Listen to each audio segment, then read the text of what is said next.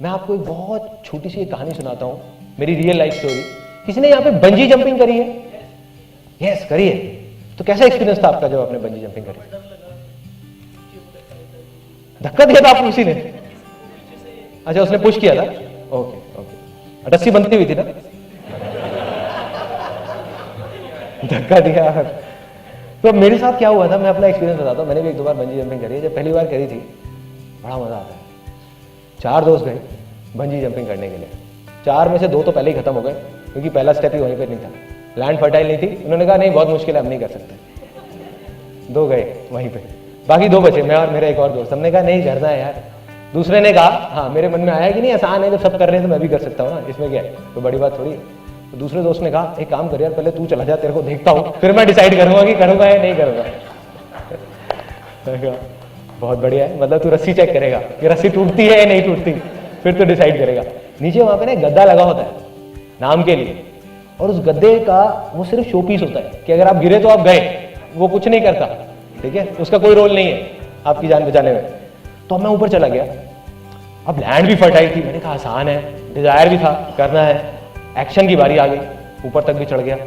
वहां जब गया, अब मुझे याद है, अभी भी सोचता हूँ तो एकदम रोंगटे से खड़े हो जाते हैं वहां पे जा करके। जब मैं ऐसे खड़ा हुआ, चारों तरफ से मतलब एक छोटा सा रैंप होता है, और नीचे देखा तो मैं पीछे आ गया डर गया। कोई आसान है काम नहीं आया, कोई आसान है काम नहीं आया, ठीक है।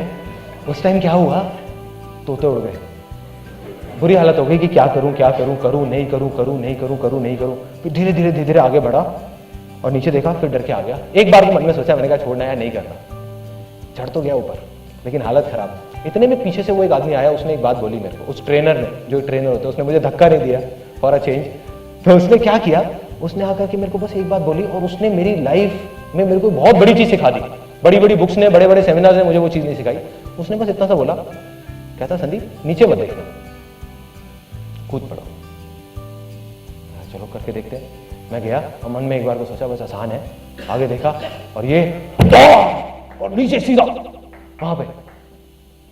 तो उसके बाद में 3-4 सेकंड के लिए दिल की धड़कनें रुक जाती है, पता नहीं होता क्या हो रहा है, होश नहीं होता, कुछ नहीं थॉट्स होता, माइंड पूरा पूरा ब्लैंक हो जाता है। और नीचे जा रहे हैं, ऊपर आ रहे हैं, नीचे जा रहे हैं, ऊपर आ रहे हैं। और जब वो करके मैं नीचे आया, अपने दोस्तों के सामने तो ऐसे करके खड़ा हो गया, हाँ बोल।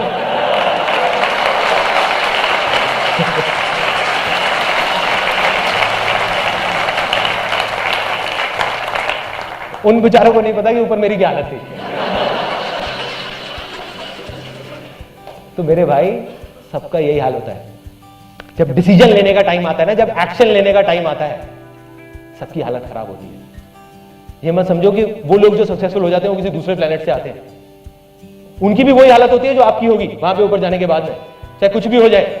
लेकिन करना क्या है, जब आप उस रैंप पे खड़े हुए हो, वहां पे आप खड़े हुए हो, अब अगर मैं वहां खड़े होकर के नीचे देखने लग जाऊं, नीचे देखने का मतलब क्या है कि मैं ये सोचने लग जाऊं कि मैं अगर गिर गया तो क्या होगा, गिर गया तो क्या होगा, गिर गया तो क्या होगा, तो मैं नहीं कूद सकता, कोई भी नहीं कूद सकता। क्या होगा, मैं वही सोचता रहूंगा। और यही तो हम लोग करते हैं। हम ये नहीं सोचते कि अगर हो गया तो क्या होगा, हम यही सोचते रहते हैं कि अगर ये नहीं हुआ तो क्या होगा, नहीं हुआ तो क्या होगा, मर जाऊंगा, छोड़ना है, नहीं करता, चल नीचे चलता हूं। करना क्या है, वहां खड़े होकर के, वहां पे खड़े होकर के जो सोचने लग जाते हैं ना, उस स्टेट को बोलते हैं paralysis of analysis.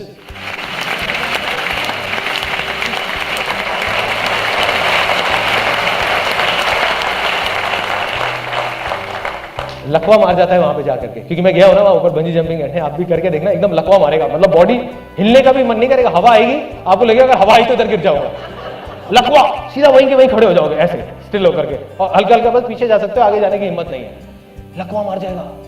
Paralysis of analysis, इसी स्टेट में बहुत सारे लोग हैं।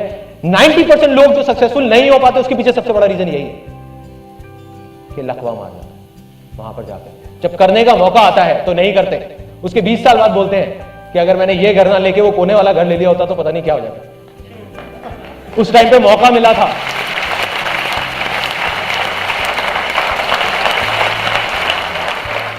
जब टाइम था तब नहीं किया, 20,000 रुपए के पीछे छोड़ दिया। और एक और टाइम आया कि जब मेरे को आज मैं ये ना करके अगर मैं वहां फॉरेन चला गया होता तो आज पता नहीं क्या होता। क्या होता भाई, क्या होता? एक्शन नहीं लिया इसलिए आप नहीं गए। कोई दुनिया के पहले इंसान थोड़े थे जो ये अपना यहां से छोड़ करके वहां पे फॉरेन जा रहे थे, बहुत लोग चले गए और आ गए। So the point is action लेना है, डिजायर हो तो, और वो सच्चा डिजायर होना चाहिए अंदर का है तो एक्शन लो, डरने की जरूरत नहीं है, कूद पड़ो।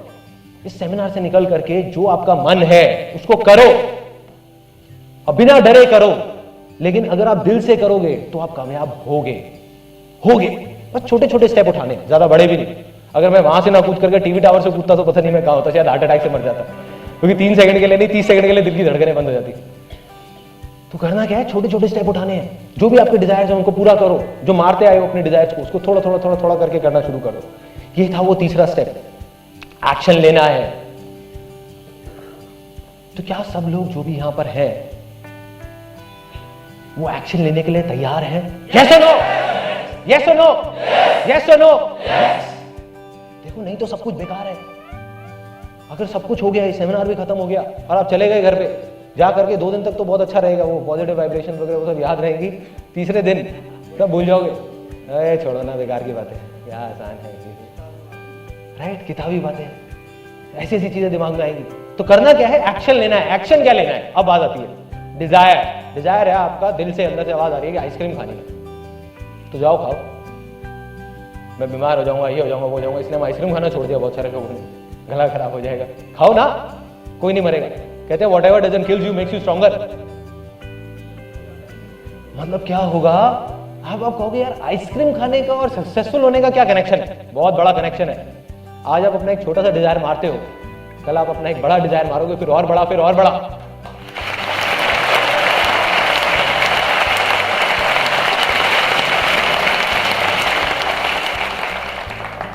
करना क्या है, हम लोग को देख करके ना कई बार बड़ा अजीब सा भी लगता है। मैं बहुत कोशिश करता हूँ, मेरे कुछ फ्रेंड्स हैं जो डेस्परेटली कुछ करना चाहते हैं, डेस्परेटली।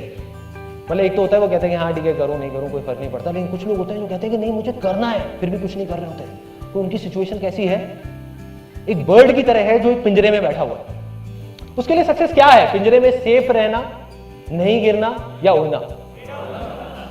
उड़ना, सॉरी, फ्रीडम, उड़ना। सिंपल वे में देखो कि एक पंछी है, उसके लिए माँ बाप अपनी तरफ से क्या करते हैं, अच्छे के लिए एक बच्चे के लिए एक पिंजरा बनाते हैं ताकि वो सेफ रहे। लेकिन अभी उस बच्चे की रिस्पॉन्सिबिलिटी है कि किसी भी तरीके से, या उस इंसान की, हर इंसान की, उस पंछी में और हमें क्या फर्क है कि एक पंछी को हमने कैद कर रखा है, यहां पे हमने अपने आप को कैद कर रखा है। अपने लिए एक पिंजरा बना लिया, उड़ना चाहते हैं लेकिन उड़ नहीं रहे। क्या करना है, इस पिंजरे को तोड़ो, गिरोगे पड़ोगे लेकिन एक दिन उड़ जाओगे, एक ना एक दिन उड़ जाओगे अगर एक्शन लोगे तो।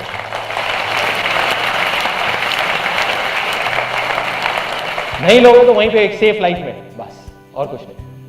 अब आ जाते हैं फाइनल पार्ट पे, जो इसका चौथा स्टेप था। वो चौथा स्टेप क्या है, जो मैंने एंड में पानी डाला, जिसके बिना सक्सेस अधूरी है। वो बहुत अजीब बात आपको लगने वाली है यहाँ पे बहुत सारे लोगों को, क्योंकि आप लोग भी मेरी तरह ही मिडिल क्लास बैकग्राउंड से हैं। तो क्या होगा, शेयरिंग, शेयर करना है औरों के साथ। आप कहोगे यार मैं तो रेड लाइट पे 2 रुपए भी नहीं देता किसी को, मैं किसी के साथ क्या शेयर करूंगा, है ना?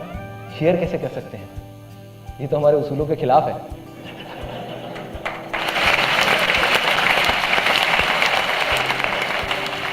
अब शेयरिंग क्या है, देखो बहुत सिंपल वे में आपको बताता हूँ। लोगों की लाइफ में बहुत सारे लोग मानते हैं कि पैसा ही सब कुछ है, पैसा ही सब कुछ है, पैसा ही सब कुछ है, इसलिए वो आगे नहीं बढ़ पाते।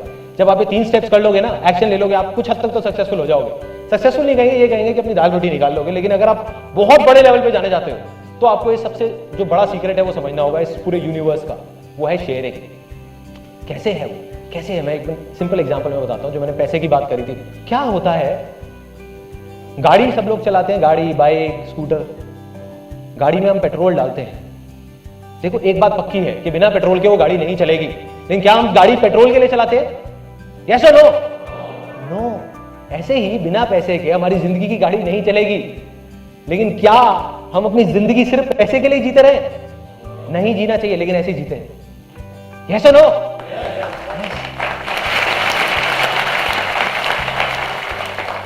तो अब ये फाइनली मैं आपको बता रहा हूं, and now this is the last part of this particular session, कि ये स्टेप क्या है, व्हाट इज शेयरिंग। मैं ये नहीं कह रहा, आपको कोई फिलोसॉफिकल बात नहीं कर रहा, कोई साधु संत वाली बात नहीं कर रहा कि भैया शेयरिंग करो तो आपके पास पलट करके वापस आएगा, कर्म करो फल मिलेगा। कोई किसी को समझ नहीं आती है बातें। और है भी नहीं लॉजिकली, आज के टाइम में कनेक्शन नहीं है। सिंपल वे में बताता हूं कि ये लॉ ऑफ नेचर है, लॉ ऑफ यूनिवर्स है, जिसको हर जानवर जानता है सिवाय एक बेवकूफ जानवर के जो इंसान है। वो लॉ क्या है? अगर जंगल में एक शेर है, वो अगर चाहे तो 2 दिन में जंगल में जितने भी जानवर है सबको मार सकता है, लेकिन नहीं मारता। वो उतना ही मारता है जितना उसकी भूख है। यस और नो? यस।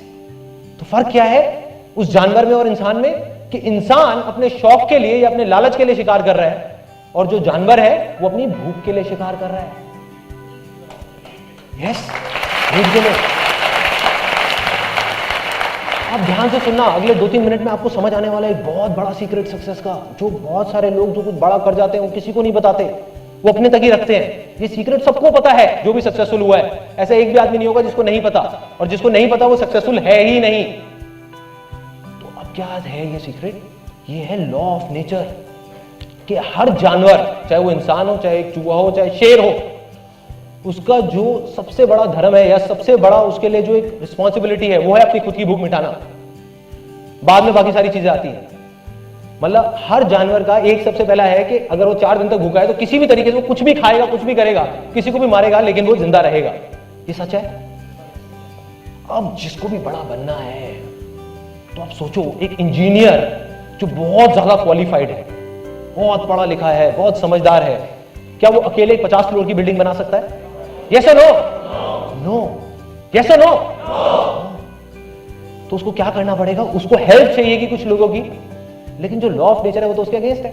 कोई किसी की हेल्प क्यों करेगा? हर आदमी अपनी हेल्प करेगा ना, उसकी हेल्प क्यों करेगा? हर आदमी को अपनी भूख मिटाने की पड़ी हुई है। ये सच है। जो लोग कहते हैं मतलब ही है, तो वो सिंपल है, वो भगवान ने ऐसे बनाया है हमको। हर इंसान मतलब ही, हर जानवर मतलब ही है। वो पहले अपनी भूख मिटाएगा, जाकर के सामने वाले को देगा? नहीं, हर आदमी अपनी भूख मिटाएगा। तो कोई किसी को हेल्प क्यों करेगा वो बिल्डिंग बनाने में? इसलिए करेगा कि उसकी खुद की भूख मिटेगी उसके साथ जुड़ने के बाद। और जो आदमी इस प्रिंसिपल को समझ जाएगा वो आगे बढ़ जाएगा। मेरी लाइफ की एक स्टेज थी, जब मेरे को याद है, जब मैंने अपना करियर शुरू किया था, मैं अकेला था और मैंने एक फीमेल को रिक्रूट किया था जिसने 10,000 रुपये सैलरी मांगी। मैंने उसको कहा मैं तेरे को 8,000 रुपये दूंगा। उसने कहा ठीक है। 2 महीने बाद जब उसने काम किया तो मैंने सोचा यार मैं 20,000 रुपये महीने कमा रहा हूँ, उसमें से 8,000 इसको दे रहा हूँ, क्या लॉजिक है? मैंने उसको कहा ऐसे बोलना तो अच्छा नहीं लगता कि भाई कैसे निकालूं, तो मैंने उसको कहा कि भाई ऐसा करो, तुम 6,000 रुपये सैलरी ले लो। तो छोड़ के चली गई। उसके 1-1.5 साल तक मैं वहीं का वहीं खड़ा हुआ था, कमा रहा था 20,000 रुपये, लेकिन आगे नहीं बढ़ पा रहा था। क्यों? अकेले कोई भी बड़े से बड़ा फंटूश आ जाए, फंडे कहां आ जाए, कुछ नहीं कर सकता। ये मत सोचो शेयर करना चाहिए, मैं कह रहा हूं शेयर करना पड़ेगा। नहीं करोगे तो कुछ नहीं होगा। आप में से कितने लोग सारे यहाँ पे जॉब करते हैं, और वो जॉब अगर आप एक ऐसी कंपनी में करते हैं जहां पर वो कंपनी सिर्फ अपने बारे में सोचती है, आपसे काम ज्यादा लेती है, पैसे कम देती है। दूसरी तरफ एक कंपनी है जो आपसे काम लिमिटेड लेती है लेकिन पैसे अच्छे देती है और आपके बारे में सोचती भी है, आपका ध्यान भी रखती है। आप कौन सी कंपनी में जुड़ोगे जाकर? दूसरी कंपनी में। इसमें कोई बहुत बड़ी बात नहीं है, कोई कंफ्यूजन नहीं है। यही तो हो रहा है। आपको नहीं पता आप जाने अनजाने में क्या कर रहे हो, आप जा करके उन लोगों के साथ जुड़ रहे हो, दुनिया जुड़ रही है। तो वो आदमी जो इस लॉ ऑफ शेयरिंग को नहीं समझेगा, उसके एक एक करके सारे हाथ कट जाएंगे, पैर कट जाएंगे, वो अकेला हो जाएगा, उसके साथ कोई नहीं जुड़ने वाला। लोग कहते हैं ना कि हाँ लोगों को बेवकूफ बना सकते हैं। जो आदमी ये बोलता है वो सबसे बड़ा बेवकूफ है, क्योंकि लोग बहुत समझदार होते हैं। जो अपने आप को समझदार समझते हैं वो बेवकूफ है। तो एक्चुअल में क्या होगा, सबको पता है कि दिल से आप क्या उसके लिए अच्छा करने की कोशिश कर रहे हो और क्या बुरा करने की कोशिश कर रहे हो। आज नहीं तो कल हर इंसान उन लोगों के साथ जाकर के जुड़ेंगे जो जेन्युइनली अच्छे हैं, जो जेन्युइनली शेयरिंग में बिलीव करते हैं।